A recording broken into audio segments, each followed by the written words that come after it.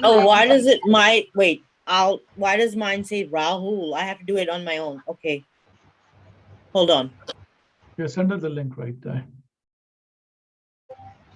All right, so I'll start. Let's go. And by the time Chima will join. Yes, sir. Hello, everyone. This is Attorney Gavy. And so we have 1 more minute. So we're going to wait for 1 more minute and then we're all going to start. And it's going to be a fantastic session today. And we'll see exactly how things go. And today with me, I have Rahul Disa, who's our tech kind of basically, I call him as my tech guru for MLS. Then we have Anjali as usual. And we have a very special attorney today who's done a lot of SIJs, and that's Chima Chowdhury. And then we have Naresh Mgehi, as you all rightly know. So folks, it's 3 p.m. and let's get going. So what are we going to learn today? And who is going to actually benefit from this? So very often you see all these people who are coming to this country, these children who are coming to this country, and they're crossing the borders, coming to America. And some of them are getting intercepted at the border. And some of them are in the country. And generally, a few things that people have to know. Let's take a simple example that you met a kid in this country. And the kid has been here even for 7 or 10 years. Now look at how I'm thinking. So the first thing that comes into a person's mind and attorney's mind is that, oh my God, I passed the 1-year deadline. Please do not think like this.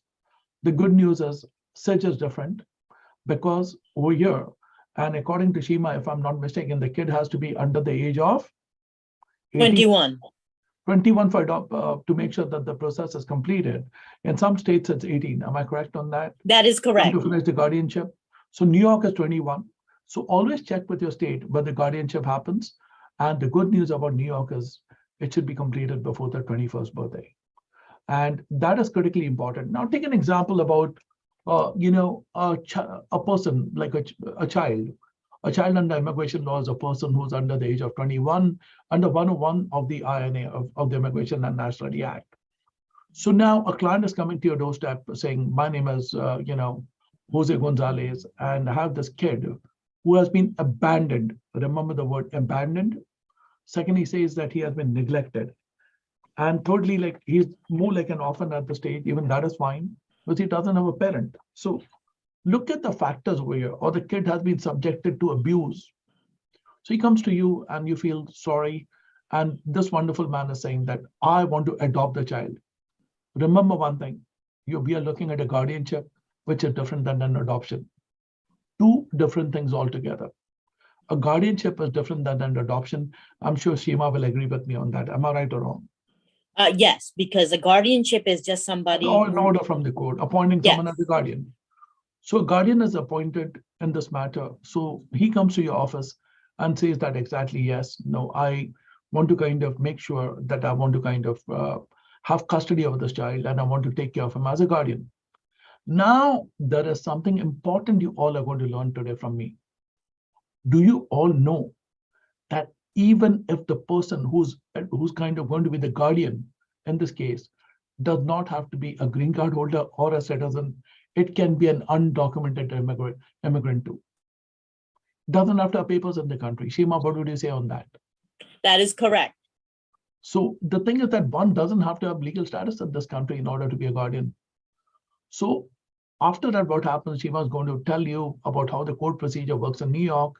And then after that, I will come back and I'm going to talk about 360. Welcome, Chima. So can you tell our viewers now, for example, this person has come to a lawyer's office. And at the end of the day, Chima, he's here. How does the paperwork begin? And the intake form is the most important thing here. Do you agree on that or no? Yes, I agree. First thing I would look at is the age of the child. Would you agree or disagree on that? That is number 1. Number 2 is I would look into whether the child has, he should be under 21, as you said. He should not be married. So if he's married, you don't have a chance.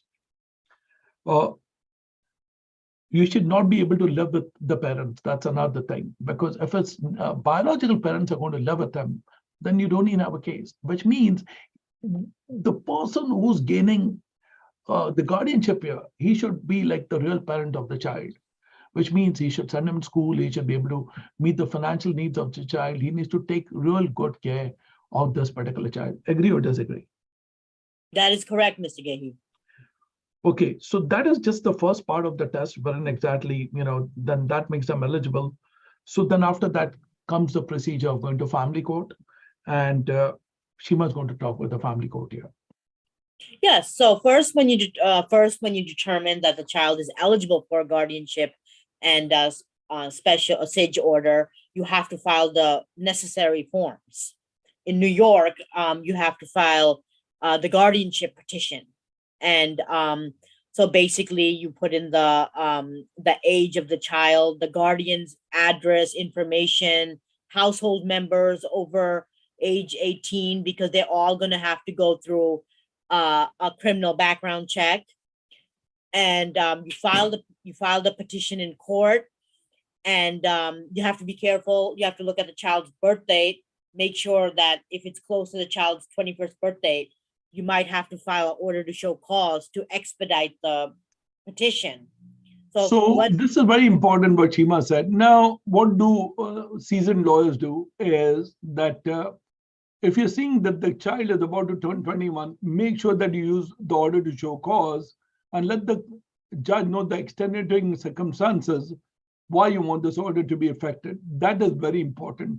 And one other thing which I've seen, Shima, is that judges sometimes ask a lot of questions in the courtroom, especially about the child. Can you talk about that a bit? Yes, I've been to a number of guardianship hearings, and they do ask questions. Generally, the guardianship, they ask questions to the guardian, a couple of questions to the child. Guardian, they might ask to describe the child's living arrangements, the child's school schedule, how they're taking care of the child. Do they have the financial means to take care of the child?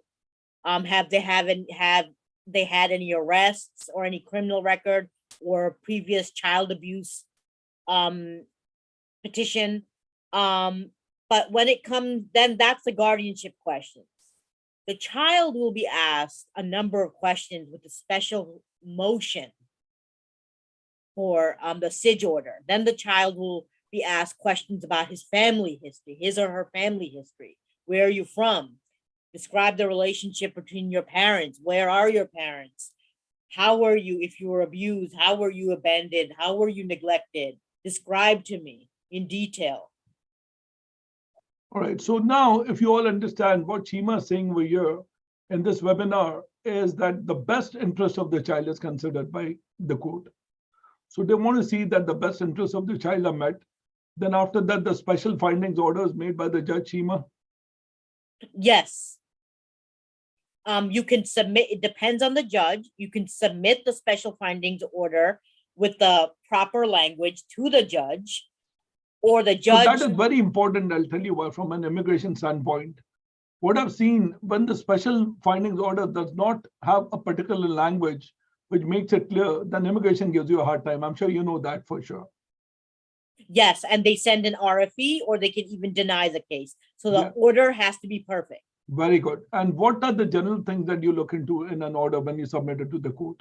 Because there's been an issue in the past wherein the courts had not mentioned some language, and what happened is that immigration started picking a needle from a haystack by sending it back by stating that the guardianship order doesn't do this and all. So what are the common issues that a lawyer needs to look at in a guardianship order?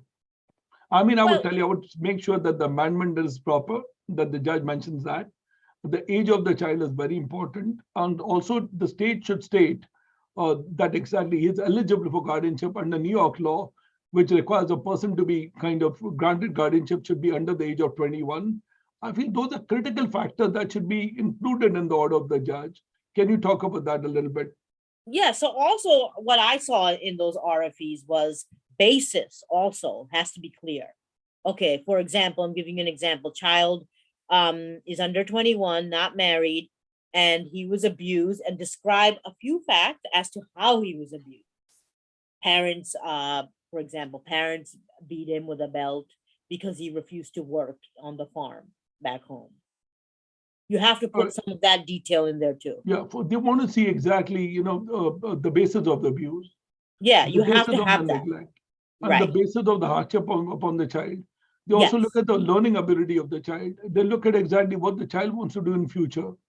They want to make sure that the child does something good with his life. And that's the beauty of the American system, that they give people a chance and they want to make sure that, the welfare of the child is protected.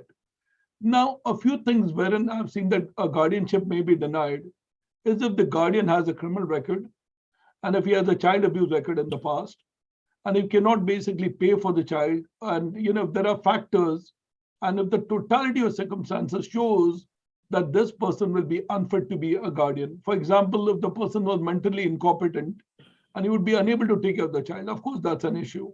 So it's very important for you as a lawyer to also look into the background of the, of the guardian over here. That's very important, like the petitioner in the case before the family court, to make sure that, that he has a good background.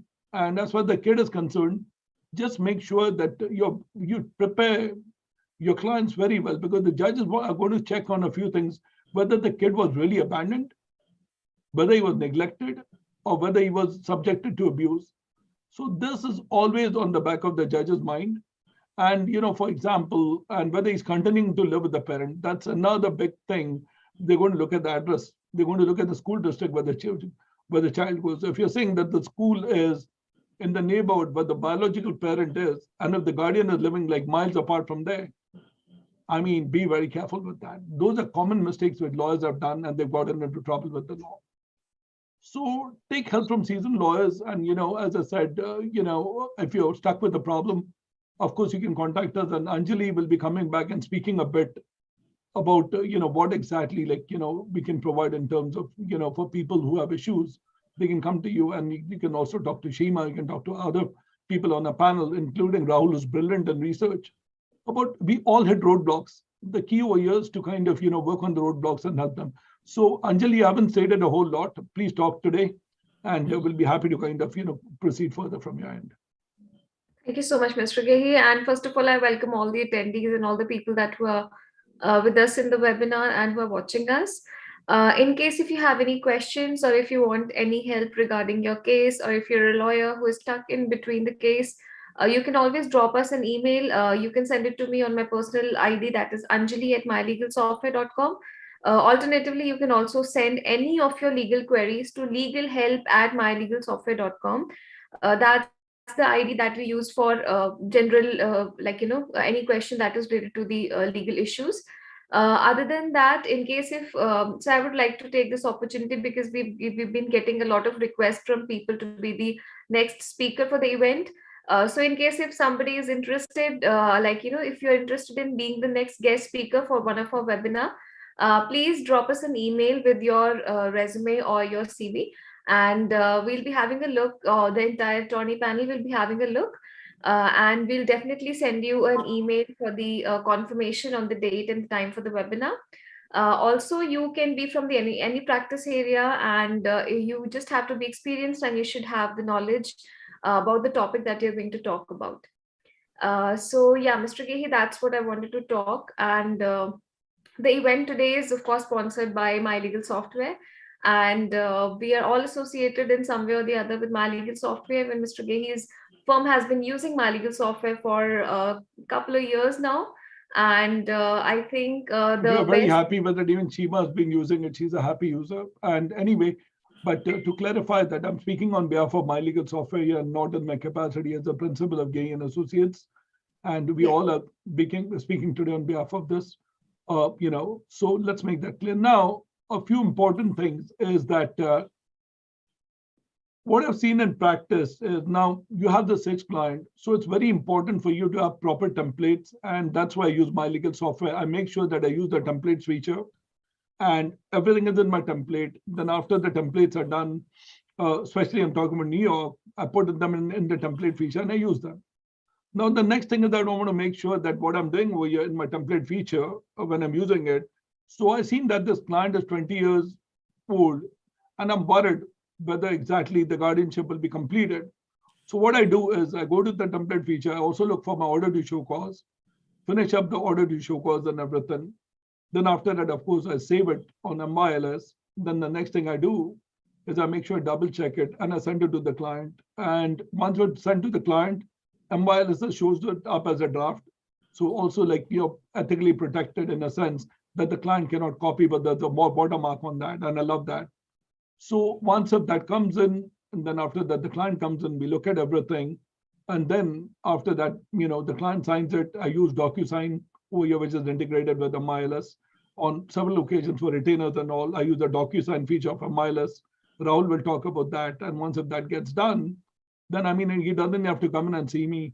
I also use a Zoom feature from here, from MILS. Have a Zoom with my clients because it's much easier for me from there rather than him walking into my office.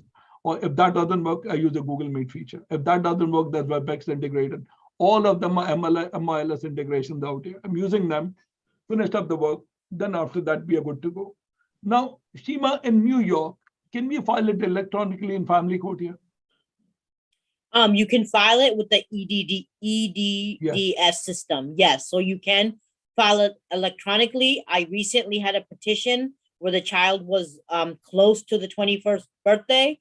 So I personally went in court and talked to the clerk. So we didn't have to file the order to show cause. All right. So we're talking about this now. What are the critical issues you've seen that are coming up before the court in such cases? The critical issue is sometimes it depends on the judge. There could be a home study, or the judge could just want photographs of the child's living arrangements. So that's a critical issue. Sometimes the attorney for the child, if an attorney for the child is assigned, is not satisfied by the home study. Another issue I've seen is a criminal record of the guardian that nobody knew about. That's an issue sometimes. It just comes up. Right. Yes. No, there's something else that comes to my mind over here that we're going to take it to the immigration level. But Rahul, would you like to say something about these cases? Because you've been the tech thing, and how can MILS help people in this regard in terms of the forms and everything?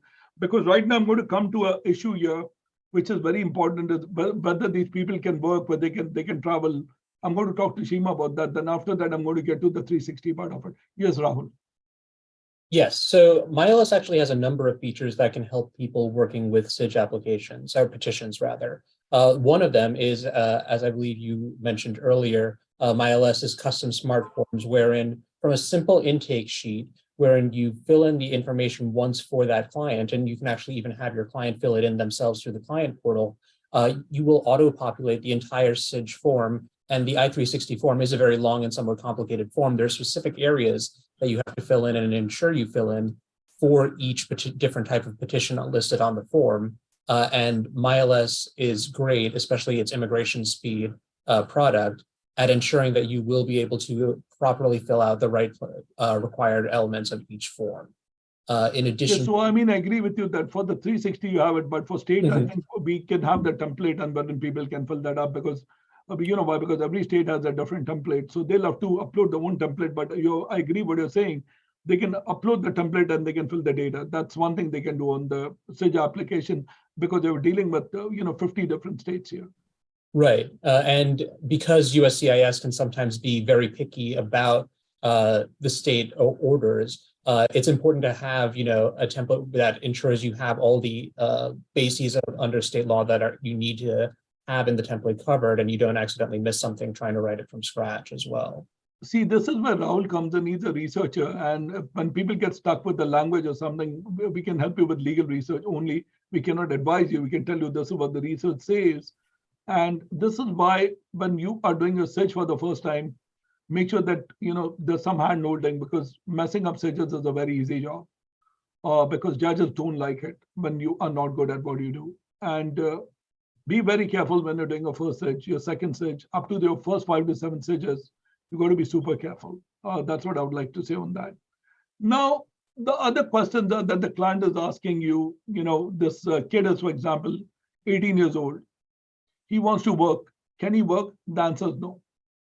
Because unless and until he has a different work authorization under asylum, which may be pending, and if he got a work authorization, then yes, but otherwise he's not allowed to work. And be careful about those factors. Make sure that he doesn't travel while the removal proceedings are in place, because he may not be able to come back to the US. So don't even apply for advance parole because you're just kind of not doing the right thing out here. So also there are a few other important things that one needs to know, and that's going to be the second part of things. how to file the I-360, when to file it, and whether you can file a standalone 360. That's what we're going to discuss. But Rahul, which are the critical features that you use? I think you're using the case notes feature. You're also using your deadline feature here from MILS. Then you're putting the alerts here, because the issue with alerts is that suppose if the child is about to turn 21 and you forgot to put in your order to show cause. This is what I like about MILS in that regard. So I lock in the 21st birthday. So I put in a 30, like 90, 60, 30 reminder on MILS, and that's how you can track the case so that you don't kind of miss the deadline. Can you talk about those deadline features and about the mail in and the mail out features, how they are helpful to you? Yes, so MyLS has a lot of features that are specifically good for SIJ cases because they can often be, as you said, so time sensitive. The first is when you create the case itself, there is a mandatory deadline feature where you either have to, once you set the type of case, create a deadline for the case, or explain why the case doesn't have a deadline. In a case like a SIJ case, you obviously would have a deadline, and that deadline would be mandatory at the time you start the case itself. Now, Shima is going to talk to you about something very important here. Shima, you've seen that a lot of cases that come to law firms are cases wherein the lawyer messes up because of missing the deadline on that. And the kid has already passed their 21st birthday, and they did not apply for the 360. Bad luck. You cannot do anything after that. Immigration will tell you goodbye. Immigration is going to tell you goodbye because it is your duty as a lawyer to make sure that you file the 360 before the child turns 21. Am I right or wrong, Shima, on that? Yes, and actually the I-360 has to reach the Yes. USCIS office before. Remember what she's saying, reach the USCIS office. Yes. Not just file, it has to reach there before 21, his or her 21st birthday. Also, another thing is that I would be very careful when I file it, and I would not put it out at the last minute, because sometimes if there is a rejection, again, you're in trouble. Of course. If there's a rejection, then and if the child turns 21, you're looking at trouble out here. So be very careful in such cases. It's a great area of practice, and it's very lucrative too. I mean, in a sense, if you want to kind of just do SIJs, you can always be doing SIJs for a lot of people from Guatemala, from El Salvador, from India, from Pakistan, from Bangladesh. These children are coming. And what you need is definitely hand-holding if you want to increase your SIJ practice. You can call Anjali. She can basically talk to you guys further about that. And the good thing is about what we've done with lawyers, we've helped them to grow the practice. For example, there's an immigration lawyer who just does family-based immigration, never done removals. We can do some hand-holding for you. That's not a problem. And that's where we come in. As you can see, we have good people in the team who are experienced, and they will be helping you with some hand-holding as and when needed for some mentorship if you're a part of the MILS program. So now comes to another critical issue here. I've seen these cases. A child is in the custody of this person. A, can he meet his biological parents? My answer is yes, Shima. They can meet them. They're allowed to see them. The law does not forbid them from seeing a biological parent, because the law is kind enough to make sure that at least you have some kind of a civil relationship. Because your parents might be on hardship in those days, the biological parents. They wouldn't have been able to afford you. But that's the beauty of the law. But you cannot be living with them. Right. That is the difference. You can visit them if you care, just with a high and a by, but don't go there after your I-360 spending and live with them over there and go to the school or work over there and use that address. You're looking at big trouble. Because the court may say, what are you doing over here? You said that you've been abandoned. You met them at a cafeteria. I can understand that. But you went and you started staying with them. So avoid that completely. The other thing which we have, which is very important that people ask, is that I applied for my 360. Can I immediately work? The answer is no. You need a work permit. The other important thing is now this is what happens when people are in courtroom practice. And this is going to be a fantastic session for whoever's kind of attending today. And people who did not, let your friends know that they missed out a lot today. So this is really going to be good for a lot of people. So what I'm going to talk about is now This particular child who's in the process of getting his guardianship is in immigration court and as an asylum pending. How do you handle that? Now, Shima will talk after I speak a bit on this. So while the case is pending, right, you can still continue your asylum or that. But let the judge know that we are also working on a search, and most judges are very sympathetic. And they're very kind. They'll say, okay, work on that, but submit your asylum application. And suppose right now you have an individual coming up 2 months down the line, and if the SIJ is pending, you can definitely ask a continuance in this case. And once, if your SIJ is granted, apply for the 360 immediately. Then you can also file a motion to admit clause in the alternative terminate. The judge may use one of them. I always like to add the word terminate because some judges are kind enough, they terminate it. Some of them will say, I want to admit clause. So that is very important, 360s. Now, Shima, one important question. Do you submit a standalone I-360 or can you submit it with a 485? If you're in immigration proceedings, it has to be a standalone I-360. If you are not in immigration proceedings, it can be together, I-360 with the I-485 together, and then yes, you can get work permit. Are you sure about that? Yes. All right. Rahul, what is your say on that? I'm sorry, so with my answer, that should be I-360 first, because the 360 has to be approved. Then after that, you apply for the 485. I think if your priority date is current, though, if an immigrant visa is immediately available, and it's not for every area, but for many of it. Even for religious workers, there's an exception to that, if you know that. So what I'm telling lawyers, look at the law very carefully when you're applying for that. So take an example, deliberately I brought up this question here. So even if you're looking at Shima, you can do your research if you want to. Example, okay, I'm just taking another kind of example here about the religious worker. When you're filing for a 360 there, do you know you cannot file for a 485 concurrently? Or can you? So for the religious worker, they keep changing those. Yeah, things all it's the different time. than the SIJ case. We recently had a SIJ case where the child was not in removal proceedings, and we filed the I-360 with the I-485. Thank you so much. Look at why I was bringing that up. She said a very important word, that the child was not in removal proceedings. So now, if the child is in removal proceeding, do not commit the mistake of filing a 485. Because the problem is, the officer is going to send it back and tell you, even if you go for the interview, get that case which is administratively closed, get that terminated. Without the termination, immigration cannot grant you benefits. There's another good thing about the SIJ. It falls as an exception in section 245 of the INA. And under section 245 of the INA, even if the child has entered by crossing the border, he's adjustable. So this is another thing that lawyers need to know. Because some of them think if the child crossed the border and came into the country, if the 360 is approved, what do I do? The good news is that even if he's crossed the border, if he was inspected or if he entered EWI, this particular child is adjustable because that's an exception to section 245. Write that down if you don't know the answer, folks. So I told you today's session is going to be very, very important for people to understand the mechanics of it. So Anjali, I'm going to give you some 5 or 7 minutes of if there's something you'd like to say.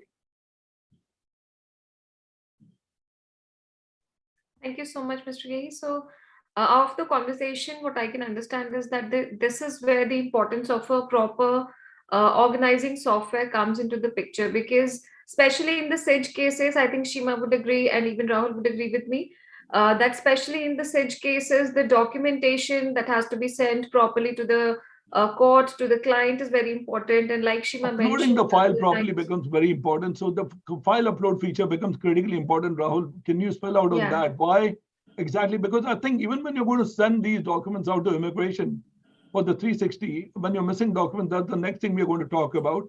So look at the uploading feature of how important it is in MYLS. So working with the right tools for a lawyer is very important when you are really kind of growing your practice or when you're new to your practice, you work with the right rules, tools of the trade. Why people prefer Benz? Why do they prefer a good car? Because they know that, I can rely on the car. Reliance on the software is very, very important. And that is something that Rahul would like to talk about it a bit, I believe, on, saving documents, I would say. And when you're applying for 360, how those SIJ documents, which are on the uploaded folders, come into play, Rahul. Yes. So one thing that MyLS is also helpful with is with cases like SIJ cases. These are multi-step cases with one proceeding in front of family court, one in front of SIJS. Perhaps you can't file, for adjustment of status at the same time, and that has to come later. There are going to be, multiple steps to this process, and you have to make sure that, all the forms you're filing, the documentation and the information remains consistent across all of these steps to prevent any delays or, even the possibility of a rejection because of some discrepancy. And MyLS, both in terms of its uploaded files where you can reference the original submission that you made, its mail-in and mail-out features, which allow you to see what specifically was sent in to and from either courts or USCIS, and its case notes, which allow you to keep track of the history of the case with, say, pinned case notes or just chronologically organized case notes, will allow you to make sure that, you have very accurate records over a fairly complex procedure.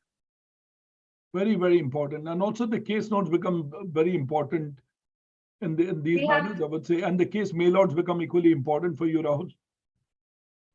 Yes, absolutely. The case notes are great for both record keeping, but as I said before, you can also pin a particular case note about strategy or a reminder. Strategy, reminder, summary.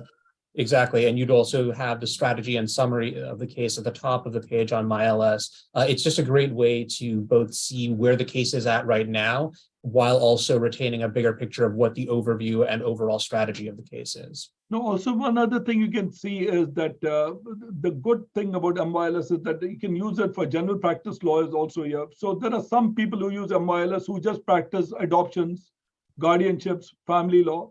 MyLS is good for that too, for general practice lawyers. If you're just doing family law, you're doing matrimonial law, and they have the hourly billing feature now.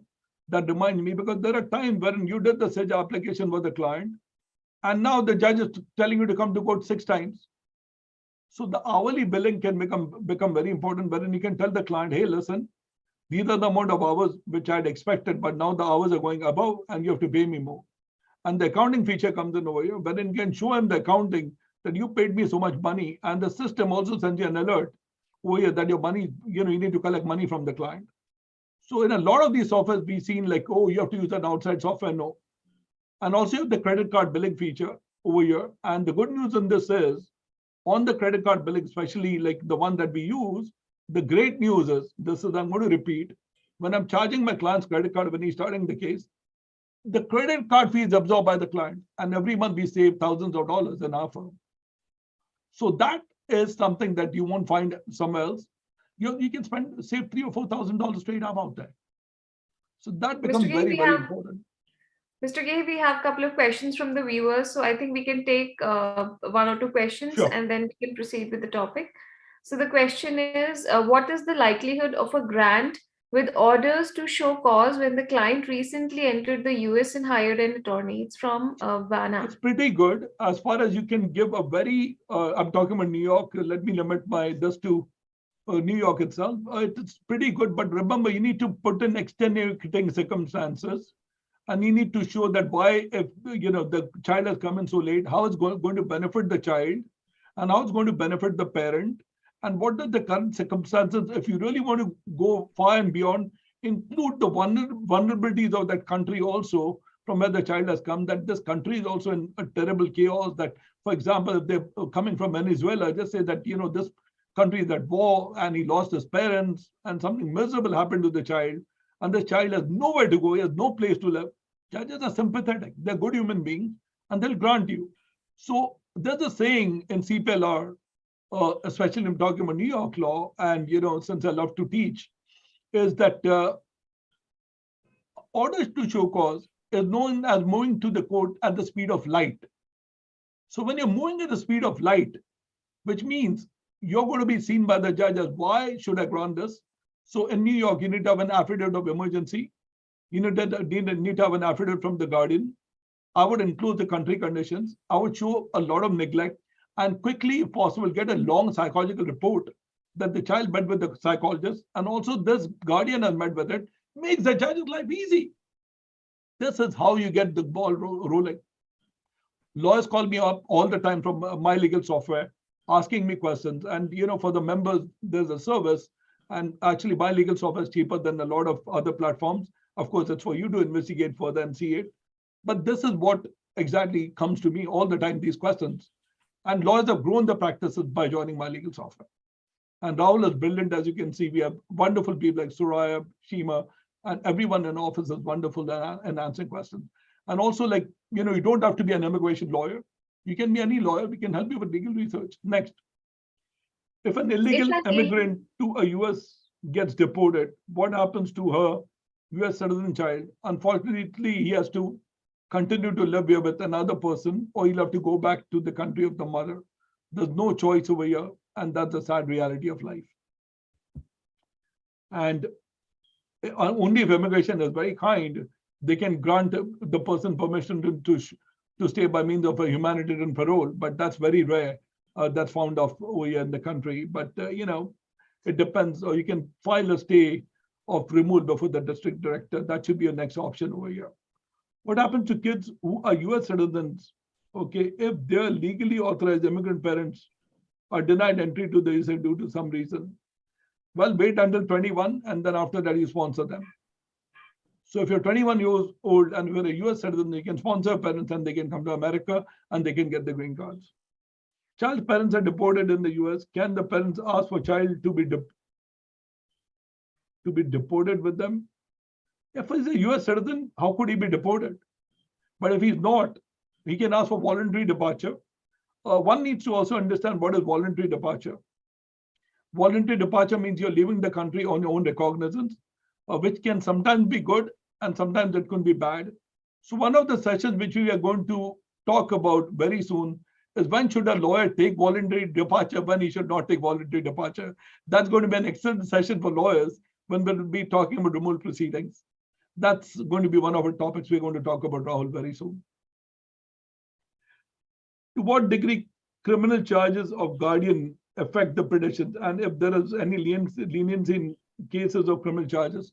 Yes, if there are some very minor offenses, like, for example, you had a couple of drinks and you went out in the night, and finally the court dismissed your case, asked you to take some DIY classes. Those are excusable things. But if you're going to deal with child abuse, child neglect, domestic violence, the judge is not very happy. And if you're a murderer, if you're a rapist, if you're a gangster, of course, it's going to affect for sure. So make sure you don't become that big don. Or if your client is a big don, tell him, please, you cannot adopt this child. Let the child be happy. He's happier without you. So look at the background of that big don before you take up the case. So, be careful if your client is a godfather. So just make sure that exactly, that he's not, because adoption may not be allowed. So that's what it is. So these are some critical questions. Now let's come to some other important points. And before that, I think, Anjali, what would you like to say about, the immigration forms? Because now we're going to talk about the immigration forms and the 360 petition. So MyLS is basically a 360-degree solution for all the lawyers or the law firms or anybody who's practicing, law. And in case if you are an immigration lawyer or if you practice immigration, then we help you with the set of custom forms as well as generic. All the USCIS forms are included in the dashboard. So that you don't have to go to different websites to fetch for different forms when you're doing XYZ activities. We also provide a feature, Mr. Gehi, as you must be aware, and so should be Shima and Rahul. We provide a custom form feature wherein you can group all the forms. For an example, say there is an adjustment of status case that you're handling, and there is always a set of 5 forms that you have to fill. So you can just make a group and, you can just Yeah, attach I all. love that feature. She's talking about like, Yeah. where the entire data gets populated. Shima works for Gay and Associates. She's been using this for a very long time. Shima, how do you like the software in terms of your usage? And since you're in court all the time, can you talk about what you like about my legal software? I love this software. It's so easy to use. I'm in court. I can quickly look at the uploaded documents. If the court has a question about a document, I click onto it, the document opens up and I look through it. I can write case notes after my court appearance, and the case notes are saved. And so we know exactly what's going on in the case. I get a document from the court. I can quickly upload it on the software.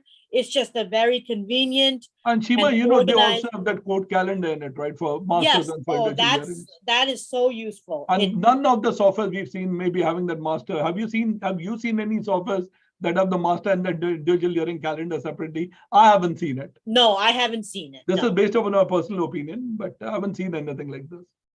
So folks, if you're practicing deportation law, a removal defense, make sure that you take a look at the software, and you can call Anjali and she'll be happy to give you guys a demo, and you'll see the difference of why this is very good for removal defense attorneys. Rahul, what's your take on that? On the deportation calendar and everything that you guys have created? So yes, I think the deportation calendar is great. And as you note, while it is specifically for deportation, it can be expanded to include, RFEs, no IDs, anything that you might encounter in the course of either immigration or general practice. It's a very customizable calendar, especially on installation. We can fit it to meet the needs of your particular firm. Also, what I like is the call up date thing that they have over there. So I use that all the time. And suppose I have a call up date, I use the call up date feature. And that is brilliant, which is kind of a very rare kind of a thing. So you don't miss the call up date.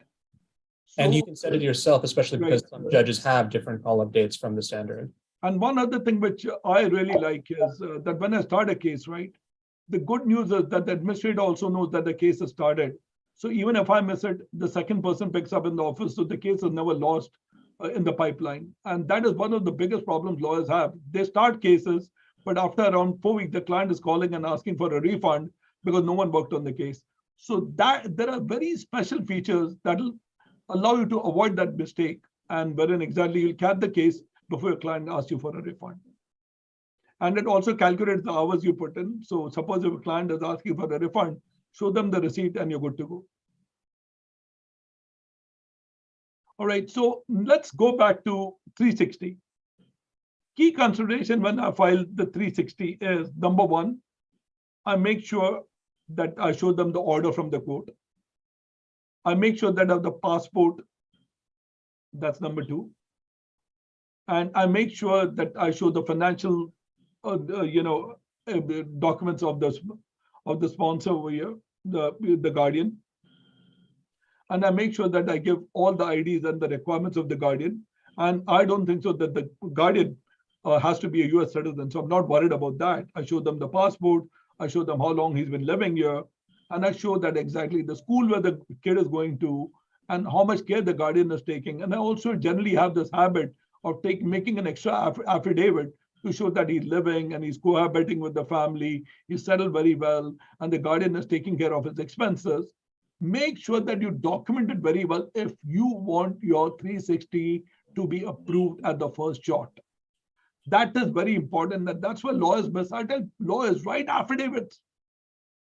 And once you write those affidavits, put in pictures with the child, because a picture speaks 1,000 words. Little things, and then you get this big RFE and you're wondering, am I going to have the time to do that? There's a very good saying in law, prevention is better than cure. So if you can prevent those things from happening, just make sure that you put in a fantastic packet. And now you applied, by mistake, you applied for the 485. Look at this, without getting the termination from the court. And immigration mistakenly approved it. Look at this, your travel document. You committed a big blunder if the child is going out and coming back, because his case was in court, and that removal of order can become effective when he comes back. It's just going to be opening up a can of worms at the border, and he may become inadmissible. So be very careful. Make sure that exactly the immigration proceedings are terminated in the court before your client leaves the country. or there are no kind of basically proceedings before the IJ. So those things are very, very important for you to know. Now comes the second part. Now this is where some complex litigation comes in. I tell lawyers, be very careful, and it's very important for you to go slow on the asylum case. Sometimes you applied for guardianship and you got a judge who said, I don't see any neglect. I don't see any hardship on the child. Good luck, go home. And now you're wondering what you should do. That's why it's not a good idea for you at times to give up on the asylum case. So be very careful when you're working with a SIJ case and an asylum case, because if one doesn't get granted, at least you'll have the second bite of the apple. And a judge, and someone asked me a very important question, Mr. Gay, what happens if the SIJ is denied? Is it going to have an impact upon the immigration judge? I said the answer is no. In fact, it can help you. Now, how can that help you? Tell me, how can that help you, Shima? This is a very advanced question. Rahul, how can that help you? If the SIJ is denied by USCIS? SIJ is denied by USCIS, your asylum is pending. How does that still help you? Advanced question, folks. I'll tell you how you can make, you can make this out to be a good case. Now you have this fantastic evidence in front of you from the psychologist and everything. Make sure that you also always include in your asylum application that this can also fall under social group. And the psychological evaluation and all the evidence which you submitted to the court makes it clear to the judge, who's an immigration judge here, should I consider this as a case wherein this particular kid belongs to a social group of people who are neglected, who are abused, who are domestically abused? Look at what I did. That's what good lawyers do.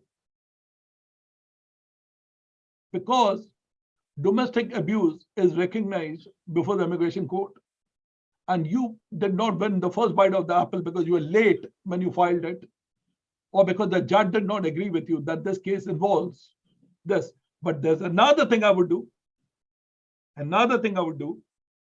Shima, immigration judges are very intelligent. They're still going to ask you whether are you still living with that guardian, even if that guardianship order was not granted.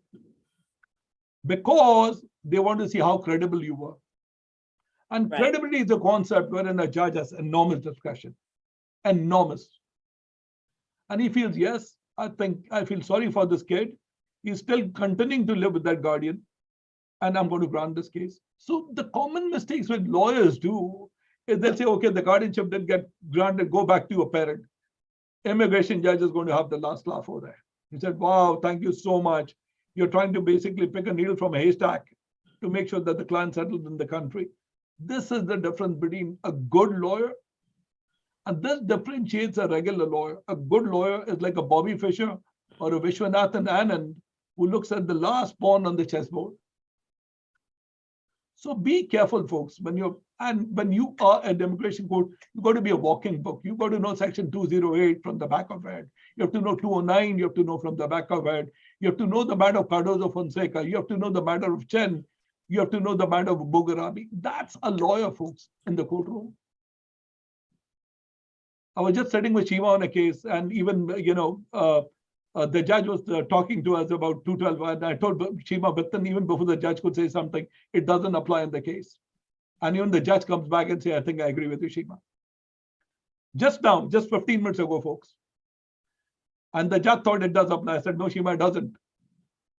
And the other attorney was bringing up a fraud issue, told Shiva, it doesn't apply because under the CSS versus B's, it does not apply. And the judge was impressed. Folks, a good lawyer is a walking encyclopedia in the courtroom. And you learn respect. Learn from people who are ready to teach you. And please do not be scared of immigration law. If you have the right people holding your hands, you all will become great. You all will do fantastic. Anjali and Rahul. Rahul, another important thing is, I've seen that the retainers can become critically important in, in handling these cases, because sometimes the retainer issue comes up where the clients are kind of, they say, well, I spent so much money. And I think in such cases, they can, do very well. Lawyers can, do well. And I think I like one thing about my legal software, that the retainer is also integrated. And the paralegal cannot skip the retainer. That's what I like. So there's no way to miss that. Can you talk about that, how that works? Correct. One of the required steps when you start a case using MyLegal software is the uploading of the retainer agreement between you and the client. This is both required at that time, and the administrator will be able to see through the uploaded documents when they get the notification that the case has started, whether or not the retainer actually has been uploaded, whether or not it's been complied with. This is especially important in cases like SIJ cases, where because there's so much going on, there's guardianship proceedings in state court, there are petitions before USCIS. You may have only been retained for part of the case and not the entirety of the case. And it's important to have that information readily available in case of disputes between you and your client about what exactly the scope of your representation is. Anjali, anything to say on that?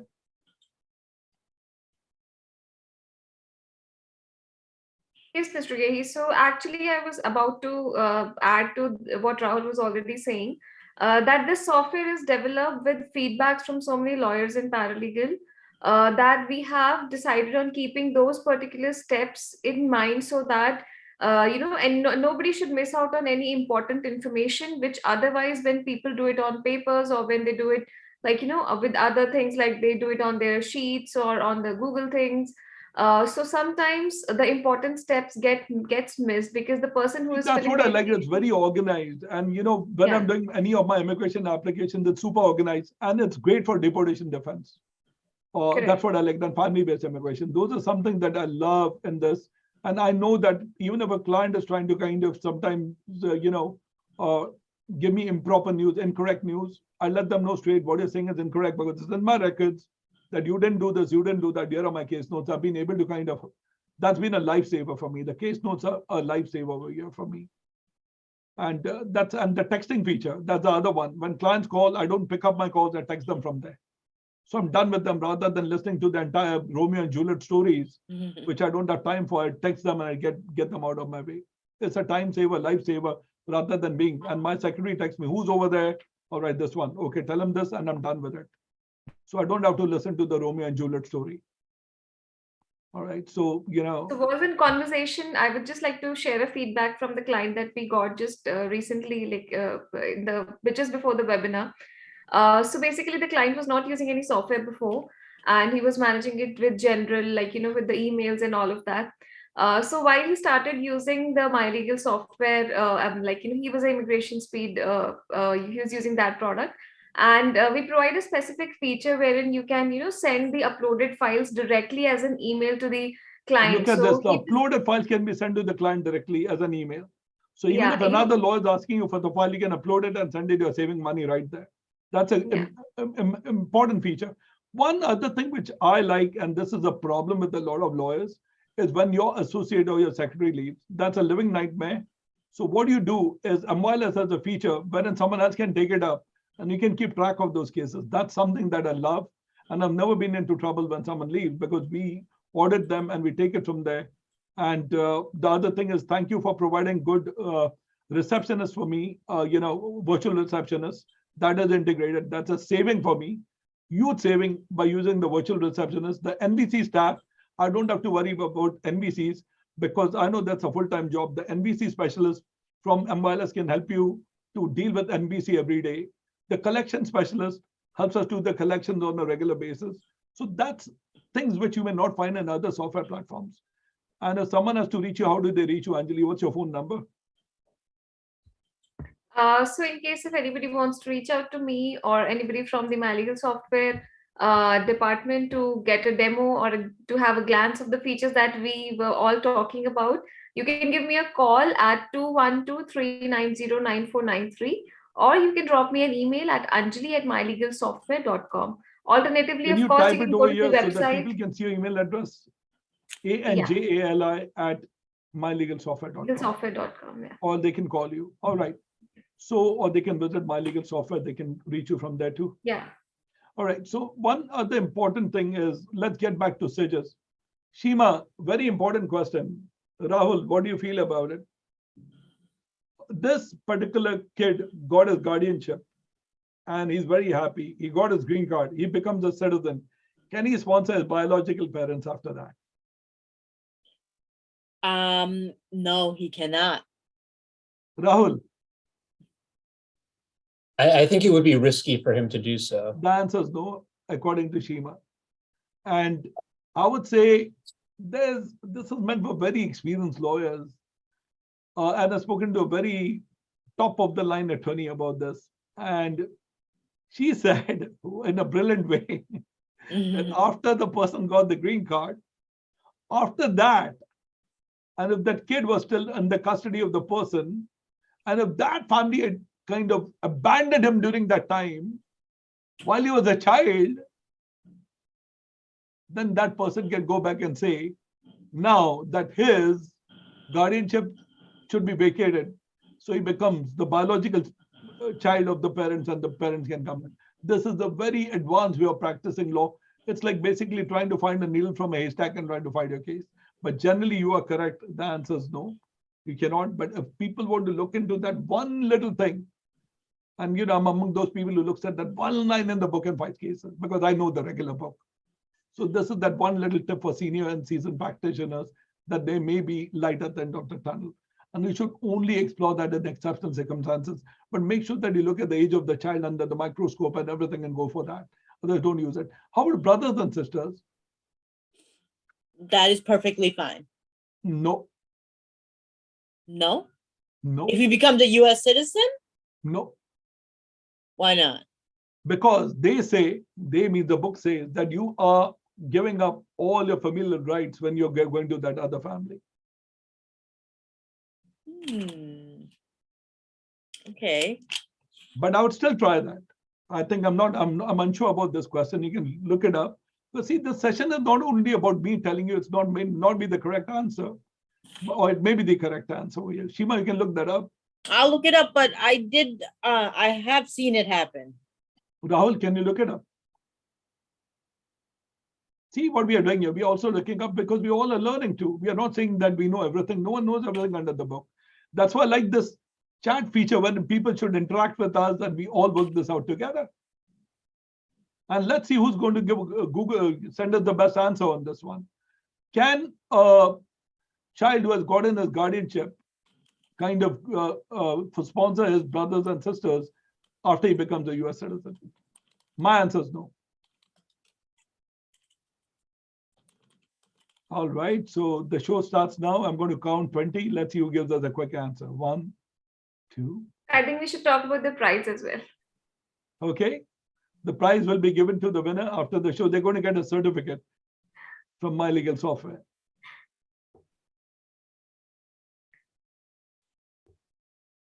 I think they can petition for siblings. Yes. Good. So they can petition for siblings. Now, there's a reason I was talking about this. Now, see what I would do. You petition for your siblings. Siblings get the green card. Siblings become citizen. That'll take a long time, and they petition the parents. How's that? Rahul?